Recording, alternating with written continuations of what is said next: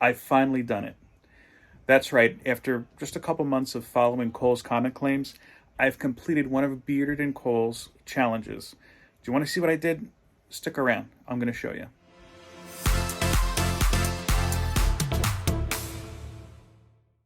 Hello to all my friends out there in YouTube land. It is your good buddy Philtastic Phil here.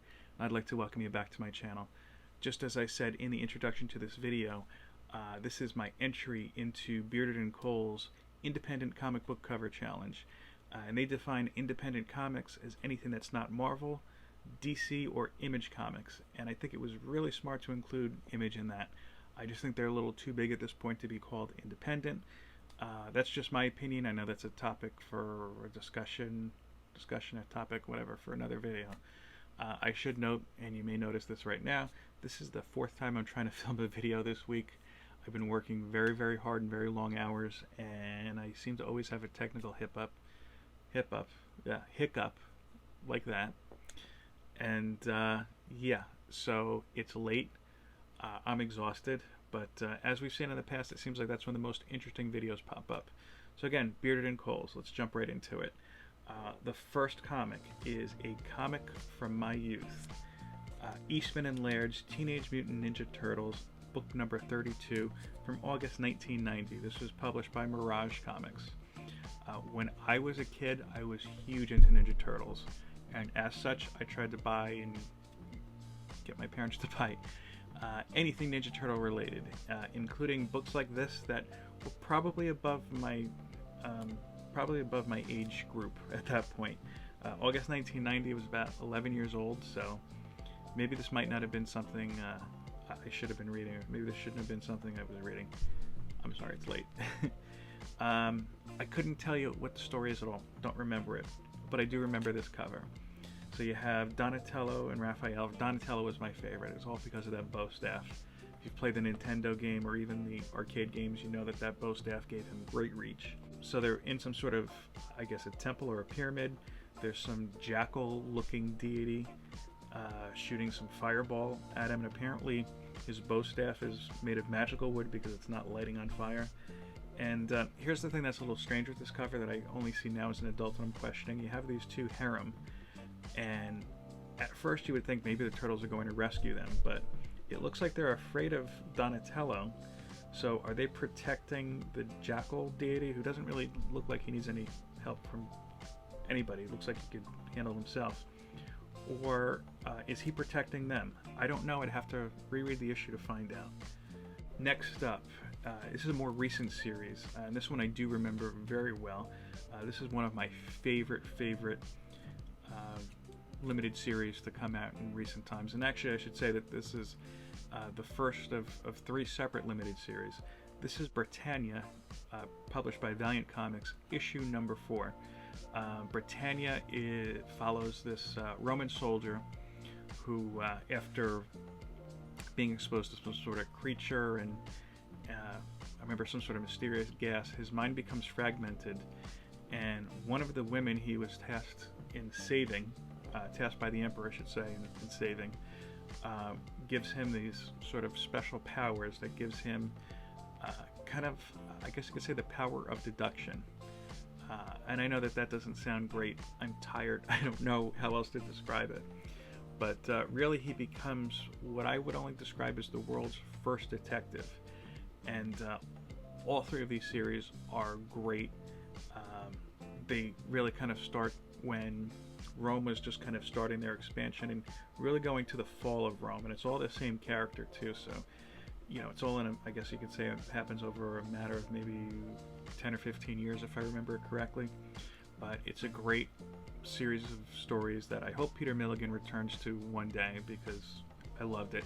And each one, by the way, too, in the back had some historical information about what was going on at the time, so you actually learned something. It was really interesting. This cover itself, every time I look at it, it looks like something you would see out of a classic painting. Like I could see like a Titian. He was a sculptor, I think, actually. I don't know. Anyway, my art history is not so great, especially right now because it's late. Yeah, it just looks like something you would see from an art history book depicting this gladiator coming at, well, I guess at this point coming at the reader with that trident. But again, Britannia #4. If you could find copies at your LCS, it's one of those books that came out with like different covers, as they all do now. David Mack even did a few covers, my favorite, but well, one of my favorite artists, I should say. But this one stuck out to me. Again, Britannia. Okay, next up I have from Dark Horse Comics, Fight Club 3, issue 12. And this is a David Mack cover, whom I just mentioned a moment ago. You might be saying to yourself, what are you talking about Fight Club 3?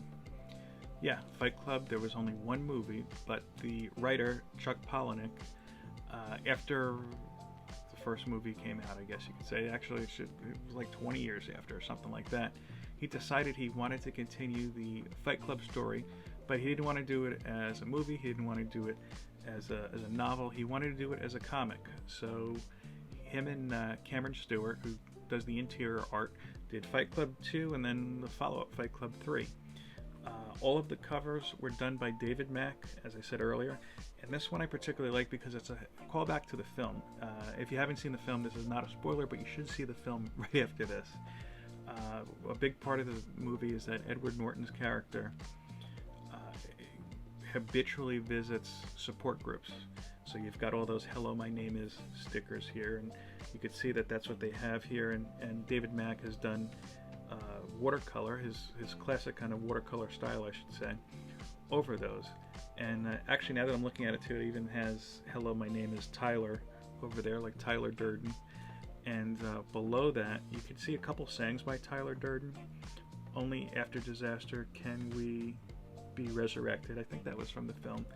And then there's even a little word balloon. It says, "Where is my mind?" You know, just like the song by the Pixies that was used and became really popular when that first movie came out. Again, Fight Club 3 from Dark Horse Comics. I'm not going to say why they're here because this is kind of a little bit of a spoiler. But if you do go and look for these books, you'll notice there's different. In this case, it's right over the logo, the flies that are in the logo. That's an important part of the story, or a visually important part, I should say. Next, this is another book from my youth, from Dark Horse Comics. I don't know what year it is, but it is Godzilla Color Special #1. Great cover by Art Adams. I didn't even know it was Art Adams until I was putting this video together. But when I was a kid, I loved Godzilla movies. I still do as an adult. I like those the two newer ones, I should say, not so much the one from the 90s. Let's just forget about that one. The one with Ferris Bueller. I can't think of his name. It's late. But anyway, very cool cover. You have Godzilla coming out of this dark storm, and you can see he's not happy. And they don't show you, or he doesn't show. You don't see, I should say, all of Godzilla, but you see enough to know that he's pissed. He's either hungry or angry, and he's scary. Just a great cover, sets a great tone, very eye-catching. Yeah, I mean, as far as I'm concerned, this is the best Godzilla cover I've seen to date. And I do have some Marvel Godzilla as well, but this one's my favorite cover. Again, Godzilla, Dark Horse Comics. Godzilla Color Special, Dark Horse Comics. Next up is another more recent book from Abstract Studios. You've got Rachel Rising, issue #1 from Terry Moore. Every time, I have to say this, every time I see or think about Terry Moore, I think about Elon, the original owner of Fat Moose Comics, who is a huge fan of Strangers in Paradise. This isn't Strangers in Paradise, this is not that story. But I remember seeing this on the racks when it came out, not knowing what the story was about, but the cover was just so creepy and eye-catching. I had to pick it up, and I wound up reading the entire series. It is truly a great story. I know that some of these back issues can get very expensive, so if you find an Omni or a trade paperback, I would say, dive into that if you're interested in seeing it. I'm not giving anything away. First issue, a young woman is out and about, doing whatever young women do when they're out and about, and she is brutally attacked and killed, only to wake up the next morning. And she is, throughout the series, slowly trying to piece together not only who killed her and seek revenge, but also what other kind of forces are at play. It's great. It's a little bit horror, a little bit mystery, and it's all good. See, I feel like that if Terry Moore knew me, that would be great for like the sleeve of a book. A little bit horror, a little bit mystery, all good. I don't know. Is it all good? Does that sound good? Tell me in the comments. Again, it's late. Next up, this is a book I haven't had in my collection very long at all. And I haven't read it because I bought this, to be honest, I think it was even just free. Just because it's such a cool cover. Occasionally I'll get dollar bin books from Instagram, and the woman who I buy them from, she throws in some for free, and this, I believe, is one of them. This is Space War number 31. I think this is from, if I could see this correctly, October 1978, from Charlton Comics Group. I look at this, and one of the reasons I like it, minus the mushroom cloud in the back, let's ignore that, it kind of reminds me, and this might seem a little weird, like when I was a kid in Epcot, going to Epcot like in the 80s, and they kept saying, hey, this is what the world is going to look like in the year 2000, and it looked all futuristic. This kind of looked like their take on the future, again, minus the mushroom cloud. Either that, or here's a local shout out if you're in North Jersey.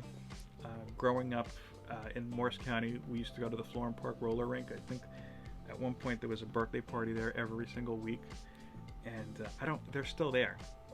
You know, if you like roller skating and you are in New Jersey, or you want to go to New Jersey, go to Florham Park roller rink.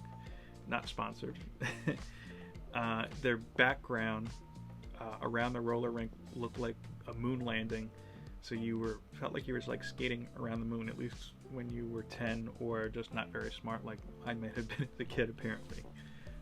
Yeah, again, Space War.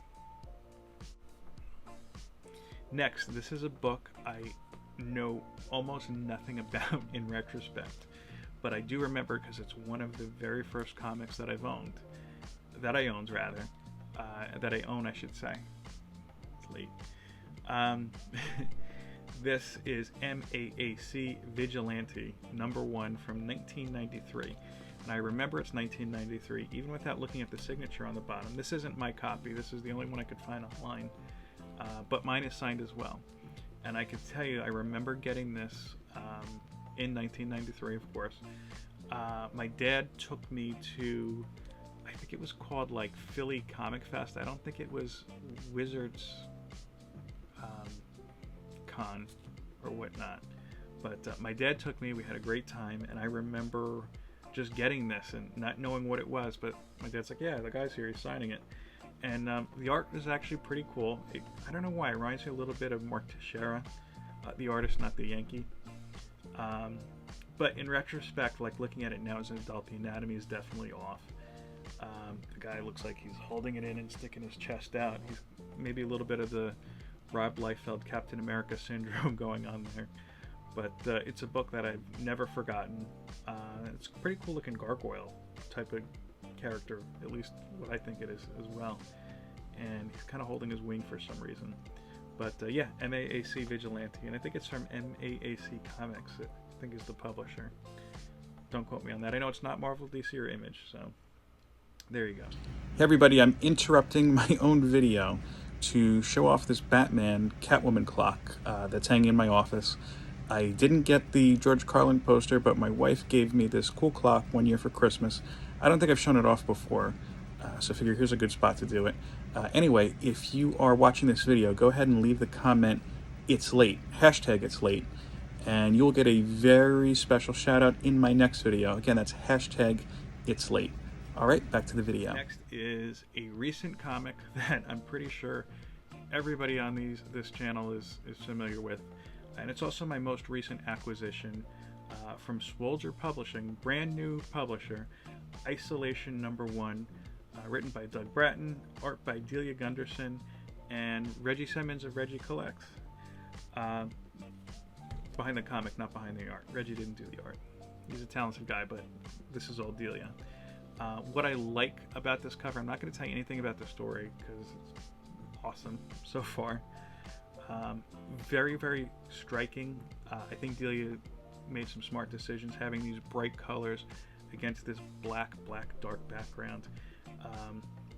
The colors themselves, it lends it something almost like you'd see like an abstract expressionism. It's late. But really helps it pop. And again, this isn't a spoiler, this is just speculation. I now looking at it right now, bigger on my iPad, again because of my poor handwriting. It looks like the reflection of the woman in the axe. It doesn't look like she's scared. It looks like she's almost expecting whoever this figure carrying the axe is, like she's expecting him to come at her with this bloody axe. But yeah, I don't know. Again, I'm speculating, but again, really cool cover. Great job, Delia. Isolation #1. Next up is another more recent book, about 5 or 6 years ago, maybe at this point.